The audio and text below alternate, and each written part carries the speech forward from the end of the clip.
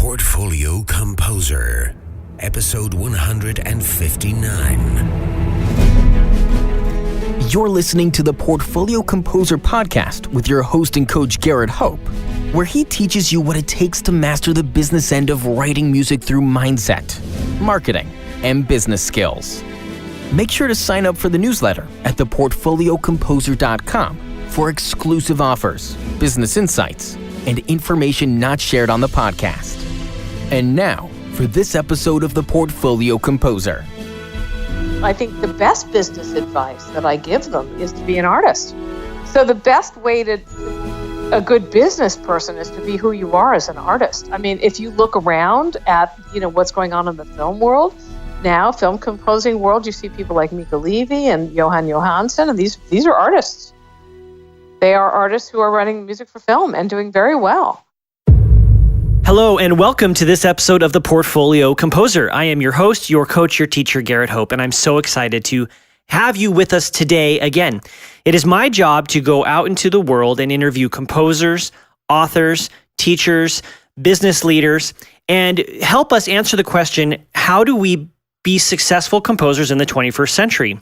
Because as I've said in the past, I firmly believe that we are small business owners and we need to think and act like business owners. And everything that means, both from managing finances and money to learning about marketing ourselves and bridging the gap between writing art and meeting the needs of the people we want to sell our music to.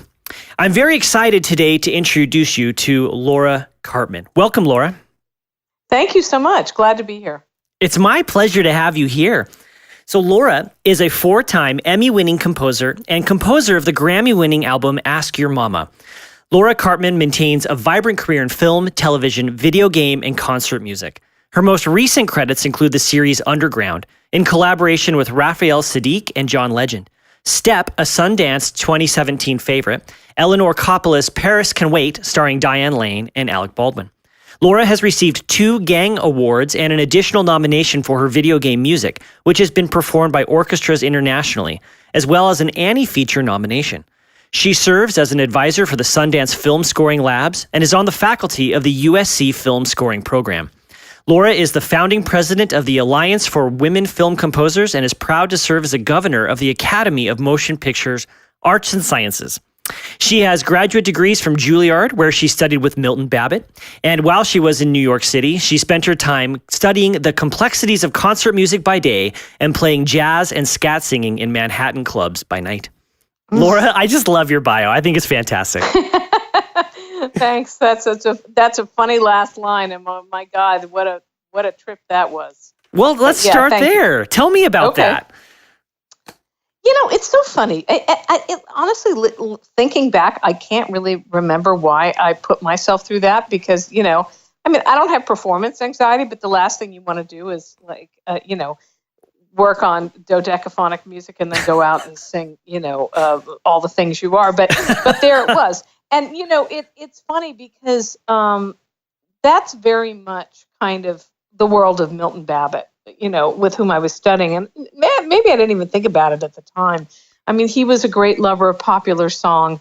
And so this kind of having this, what seems like a duality, was really just part of being an American composer to him. And I guess it was to me too. So, once or twice a week I would go out and I'd play and I'd sing in these funny little places on the Upper West Side, New York. And I guess I just did it for fun. And there it was. There was one place, it was so funny.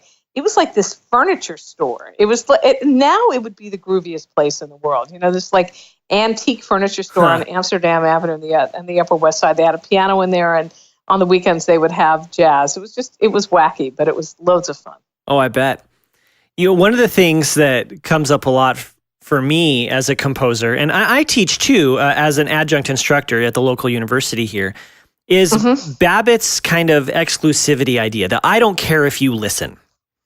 Right. So how did that balance for you as a student of his? Because you said he was a lover of folk music, but he would never compose folk music, right? He was a lover of popular music, and I think he did. I mean, first of all, that title of that article was not his title. It was something that was given by the editor of the journal. So he cared. And I think if you listen to, especially his vocal works, it sounds like uber modernist scat singing. Phenomena and Philomel are like Ella Fitzgerald on steroids. So I think you just have to listen in, lean in and listen in. And I think that's what he was saying. It's not that he didn't care if you listened. He wanted you to listen hard, and he wanted it not to be what he said to me. I remember I was reading this article that he wrote called Synth Schoenberg, and it took me forever to understand that article. I mean, here I was studying with him once a week. I'm a smart person. I'd read this thing, and it was like it was a sentence at a time. And he said, "Look, it's not fireside reading. It's not what it's meant to be." And I think that's what his thing was. It's not, his music wasn't meant to be background music. Right. His writings weren't like iPhone fodder that you're sort of checking off in Facebook and sharing. You know what I mean? Mm-hmm. It's like you had to sit down and seriously take time and concentration. And I got to tell you, looking back, I think it's something that we're kind of missing now. I'm missing it now in my own life. How did you bridge that gap? How do you take that with you into your commercial writing? You just care about every note that you write, and it doesn't matter what it's for. It doesn't matter if it's a political commercial or a television show or a kid's show or a video game or a movie. You care about the notes that you write, and it's a collaborative art, as, by the way, is much concert music. I mean, I did an opera with Francesca Zambello last summer. She was like the hardest director that I've ever worked with. I mean, she was fantastic. But she was a toughie. And so for me, like working with her, there was no difference in working with her on an opera and working, with, Misha Green and Joe Pakowski on a series, Underground, which they were fantastic executive producers, but they were also hard and demanding. And that's what you expect. That's what you want. And you know what? That takes you back to the whole Milton Babbitt thing, right?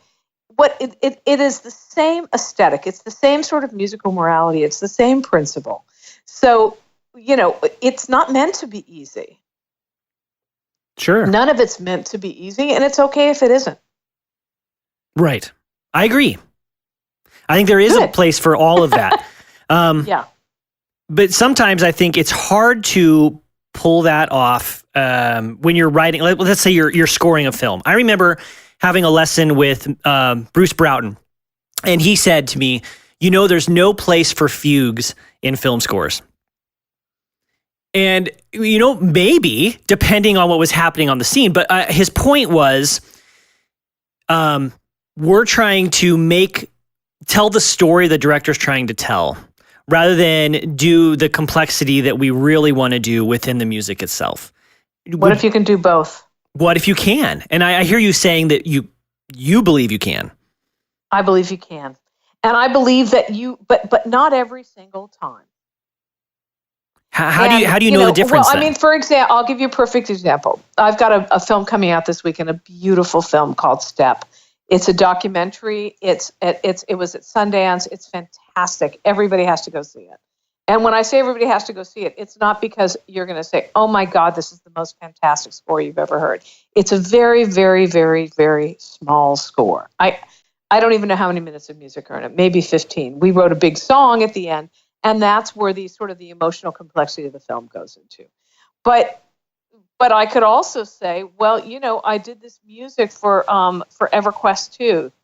That's very complex, and I think there might even be a fugue.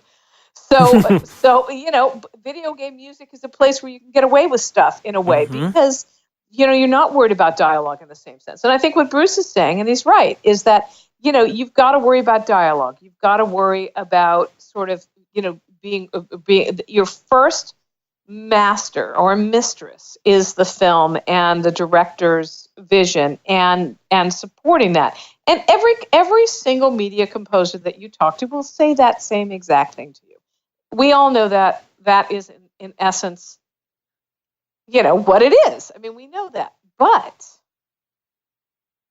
there's a difference between what you do privately in your studio and what you sort of know that you put into something and what is apparent to others. And I mean, I think that's the case with all look, talk to me about Beethoven's Fifth Symphony right now. Talk to me about the let's say the dodecaphonic structure in Beethoven's Fifth Symphony. I mean, that's sort of like not true. But what about the fact that the last movement is the retrograde inversion of the theme from the first movement? Does anybody really care about that? No, it's really melodic. People get it. It's got a strong rhythmic motive. Everybody knows what that music goes like. My 6-year-old son can sing it. But there's an internal structure to that music that is very, very intellectual. That doesn't mean that that's apparent on the surface. Oh, right. Absolutely. Now, getting back to Milton Babbitt, you talk about Milton. Milton's surface textures were purposefully what they were. This is what he wanted. It wasn't. Those surface textures were not were not revealing of his techniques. They were his stylistic choices. Just like if you're writing, a theme for a weepy Lifetime TV movie, which I love and I appreciate the work, you're going to have a simple piano theme. Nobody knows if you're going to use it later in retrograde. I mean, it's like I'm not going to say to the director, "Hey, this is the retrograde inversion of the theme." I'm not saying that I do that. Okay, I'm being hyperbolic.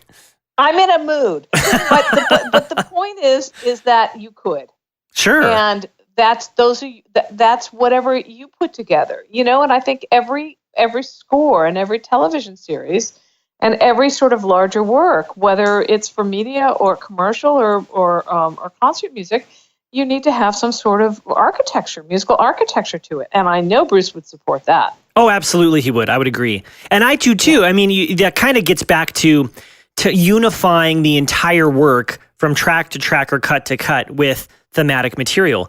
Even if those are retrograde inversions or whatever, there's a sense of unity, right? Yeah.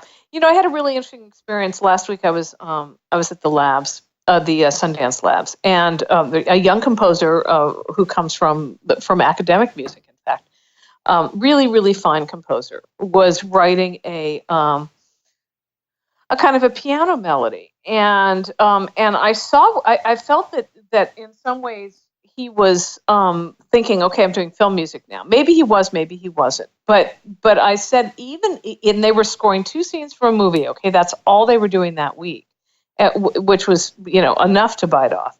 And I said, you have to write the entire theme for the film, even if you're just taking 2 bars of that theme for this particular cue. You have to know what the structure is for the whole film, even because it was a character-driven film, and so therefore a character-driven theme.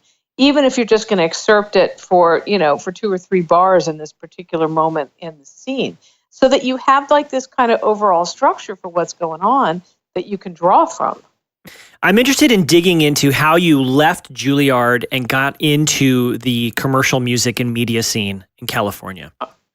Well, I was nominated by Milton Babbitt, who, we've been talking about him, I'm teasing, to go to the Sundance Institute. And at that time, you were nominated, you didn't apply, and then they would review you. And I thought, oh, great, 3 weeks out of New York, it'll be nice. I'll go to the mountains of Utah. It'll be pretty. And it kind of turned my world upside down. And it did so because, I was there in the late 80s, and I had never, honestly, I'd never touched a computer in my life. So I went there and I saw computers work with music, and I saw technology, and I'd always been interested in film, but I wasn't one of those people who dreamed of being a film composer. But I did dream of writing operas, and I did dream of scoring Shakespeare plays. So I was really involved with drama, and I just didn't connect the dots to film really. And then when I saw the two work together, I just thought, oh my God, this is magic. I have to try this. This is a way forward for me. And so I came out here and I started working in television movies because a friend of mine was producing them, and that was kind of my first in. So that's what happened there. And it was, that's how I kind of broke into the business. Interesting. As you were building your career and you had moved to California, what were some of the things that you learned that surprised you?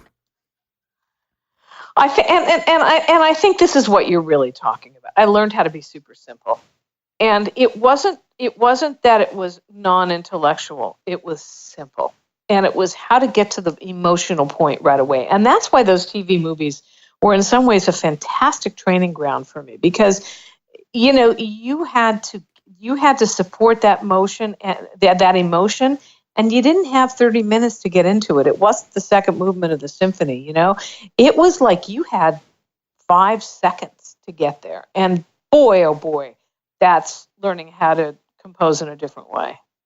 Yeah, exactly.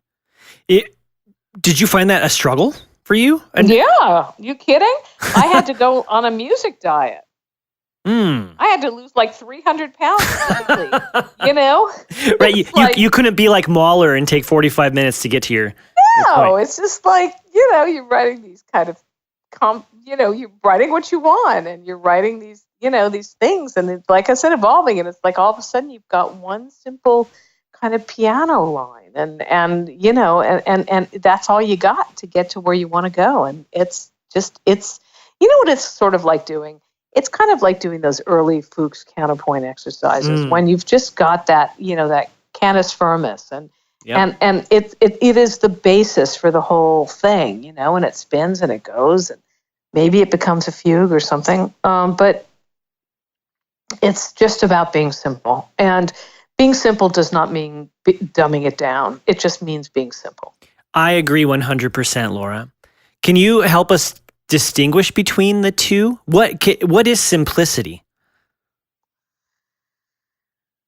Simplicity, I think, is being able to express a coherent musical thought in a lean and refined way. And I guess that's what it means when it comes to film and television. I mean, all the stuff, you bring it. You got me going. You bring up fugues. When you're learning how to write a fugue, when I learned how to write fugues, one of the things that I learned is that writing a good fugue subject is about using sort of harmonic leaps or intervallic leaps, let's say, and rhythm to create something that's recognizable. Mm-hmm. That is the same thing that you take into writing a theme, period, whether it's for concert music or for film music. It's like, what makes a great theme? Think about John Williams, All of those great themes are about where is the significant intervallic movement and what is the rhythm doing? And his themes are, let's say, simple,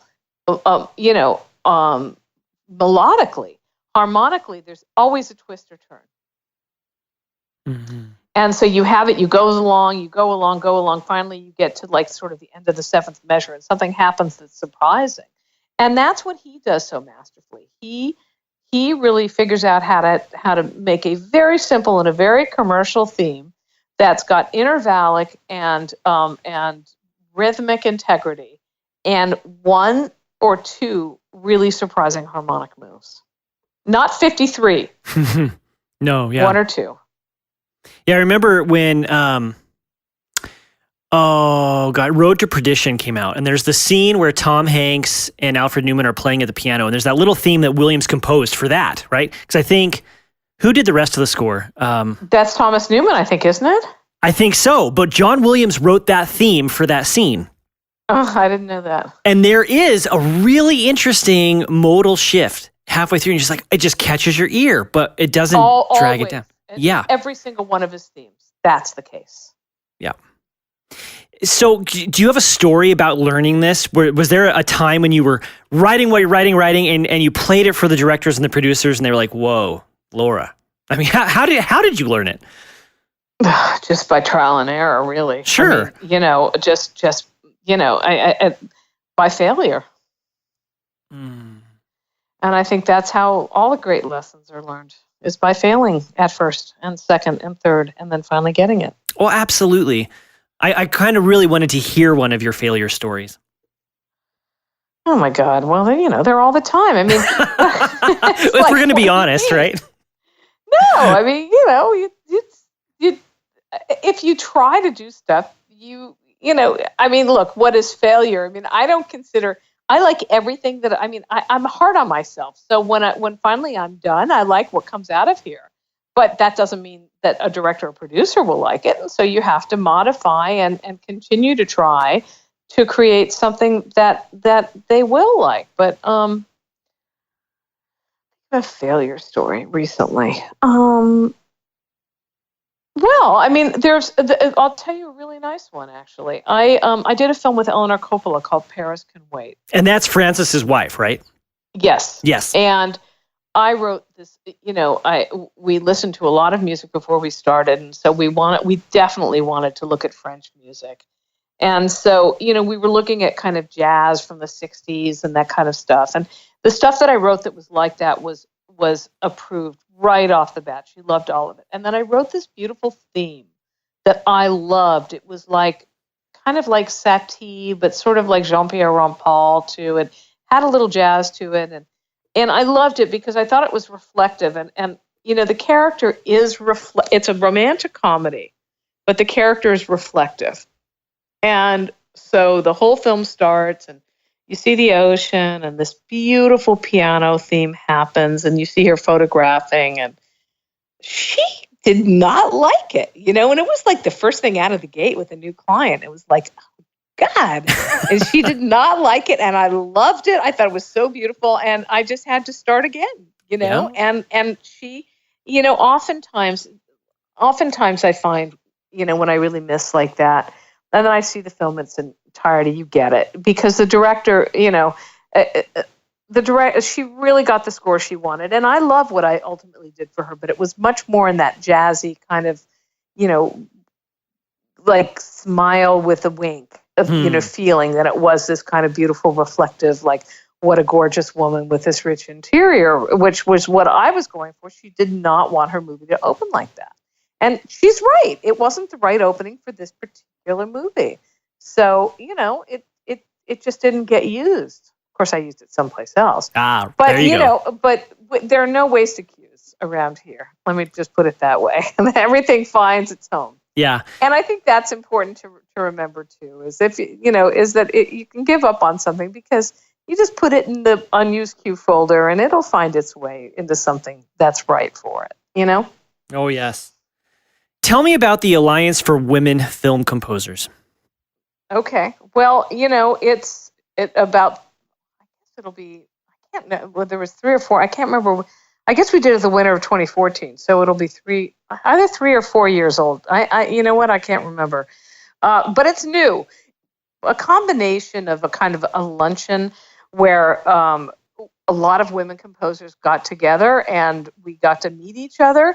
And that sort of joined together with some numbers that came out that we were finally included in some academic studies that said how pathetically low our numbers were in the film business, that Miriam Cutler, Lolita Ritmanis, and I decided to start the Alliance for Women Film Composers as an advocacy group, as doing what we could to bring awareness to the fact that we exist, that we have good numbers, that we're well trained and ready to go, that many of us have excellent credits, and that we need to up our visibility and in the film scoring community and in Hollywood, in the larger sense. So that's kind of what the Alliance has done, and we've done a lot of great stuff. We have a directory that has over 200 members in it, where you can look and find a composer in any region of the country who's well qualified, who has tons of credits. We have seminars, we have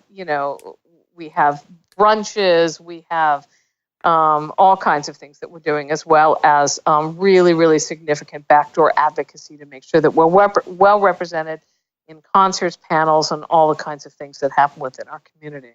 I think what's happening is there is a discussion now, whereas 10 years ago or 5 years ago, there wasn't a discussion. It was so backwards that people weren't even talking about it. And I think now people are talking about it, and I think that's a really good first step. As you're teaching your students at USC, which is kind of the place to be if you want to write for movies and television, what kind of business advice do you give them as they're going out the door? How do you help set them up for success?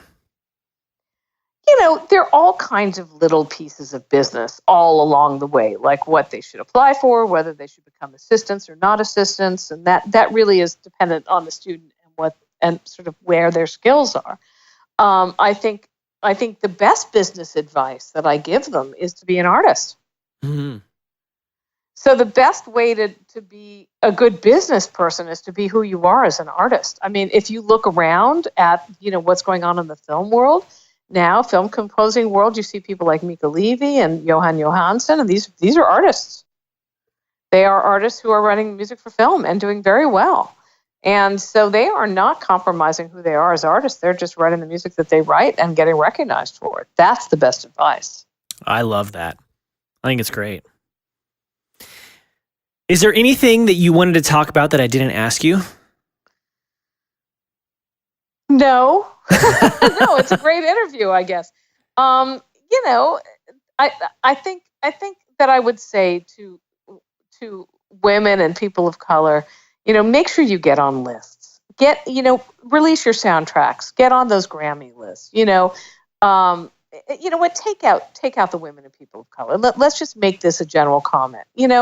Get on lists. Get on, if you have a picture that's being theatrically released, make sure you're on the Academy qualifying list at the Motion Picture Academy.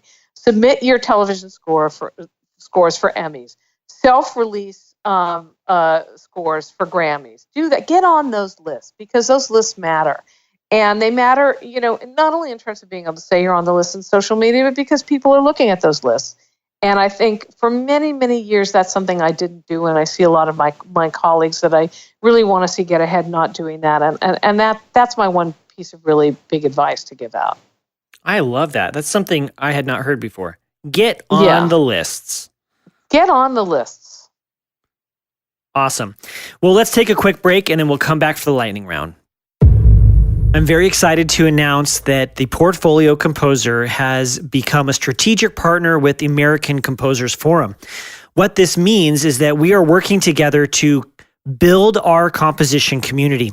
If you have not heard of the American Composers Forum, you can find more at composersforum.org, but it is the largest composer-oriented organization in the United States that has many resources, programs, and grant opportunities designed to help you build your career and to create your art. The biggest benefit I have gotten out of being an ACF member is the curated composer opportunity list. This might be the most extensive list that you can find anywhere, with opportunities for calls for scores, grants, and performance opportunities. So I highly recommend joining this organization. Again, you can learn more at composersforum.org. And I also want to invite you to join the Portfolio Composer community by becoming a Patreon sponsor. By joining the community, you will have access to private webinars that I do for the Patreon communities and students of my course, and as well as private coachings, one-on-one sessions, and a few other bonuses. So please go to patreon.com/Portfolio Composer. Welcome to the lightning round. Okay, Laura, here we go. Okay. If you could turn back time, what advice would you give your 20-year-old self? Get on lists. There it is. Okay. What is a personal habit of yours that you feel leads to your success? Walking on the beach. Why? I think. Mm-hmm. And I'm not distracted by technology or phones or any of that kind of stuff. Does that help you solve the compositional problems you're working through at the time? Absolutely. Mm-hmm. It's fantastic. What is your primary instrument? Piano, and I sing as well. So what is an instrument you have always wanted to learn to play, and why? I'd like to be better. I should say, I'd love to be able to improvise jazz on the. I wish I were a really great pianist. I'm a good pianist, but I wish I were a really great pianist. Like, there are things that I want to do that my fingers can't do. But you asked me at the beginning of the interview why I got so excited at Sundance and why I came out to LA. Part of it was was MIDI sequencing. And with MIDI sequencing, it sort of solves my performance problems. I can play what I want to play. And now with technology and Pro Tools, without necessarily, having the technique that I wish I had. I'm left-handed, and that's what I blame it on. Okay, I'll accept that. Okay. What is one composition that had a profound impact on you and why? And this doesn't have to be concert music. And I want to explain this question, Laura. I'm looking for the pieces that took your breath away or caused you to pull the car over because you couldn't listen while driving. It's that moment. Brian Wilson tells the story of being in his car in LA when he heard the Ronettes' Be My Baby, right, by Phil Spector. And he literally had to pull over or he was going to crash. And that set him in the direction to become the Beach Boys. What is a piece that had that for you? There are so many, but I do remember when I was 16 years old, I went to boarding school. So, I'm actually from Los Angeles, and I would come back home for the summers, and I was taking a summer class at UCLA, and it was being taught by a wonderful composer named Elaine Barkin. And that was kind of life-changing, too, studying with a woman composer. But I remember she played the Firebird, and I had never heard it. And I'd heard Stravinsky, but I'd never heard the Firebird, and my jaw dropped. It was a moment, but I've had so many of those moments. Yeah, well, I think we all have, but I can think of, a small number that were pivotal, that changed how I wrote music afterwards. I think that, and I would say John Coltrane, my favorite things, the sort of the middle section of ba-do, ba-do, ba-do, ba-do, ba-do, da, ba-do, da, that whole thing, that too. Absolutely. That's a great piece. It's funny because they're both bright, shiny music in a funny way, What about a book? Could you recommend a book for the audience? And this doesn't have to be about music or business. It could be anything. The first one that comes to my mind is Kindred by Octavia Butler. That was an amazing book that I read relatively recently. Could you recommend a piece by a female composer or a minority composer that you feel we should all listen to and know? I thought Jason Moran wrote a fantastic score for the 13th, the Ava DuVernay. And that was a hard score to write, and it was constant music. I think he did a really good job on that. Awesome. Where can people find you on the internet, and how can they get a hold of you? You can find me at my website, and you can, if you're smart at all, you can even figure out how to send me an email. You don't even have to be smart, in fact. Yeah, you've set it up really well. I appreciate that. Thank you. Thank you. I like to end each interview by kind of giving the floor to the guest. So is there any final thoughts or words of advice like you'd love to give the listeners of the podcast? I just want everyone to know how hard we're working here to make sure that, we that the world is a better place for women and people of color in terms of our business. And I guess the thing that I would say is mostly to our male colleagues, support us and don't serve on panels where there are no women or people of color. Let's clean up our own backyard. Let's make sure that our world looks as inclusive as we know we want it to be. Let's be the community that we know we can be, and let's start. We all need to do it together. Beautiful, Laura. I'm really thankful for you taking the time to speak with me today. I appreciate you. I appreciate what you've shared with us today, and I'm very grateful for your time. Thank you, and thank you for your wonderful questions and letting me talk about Milton Babbitt for so long. My pleasure. All right, thanks a lot.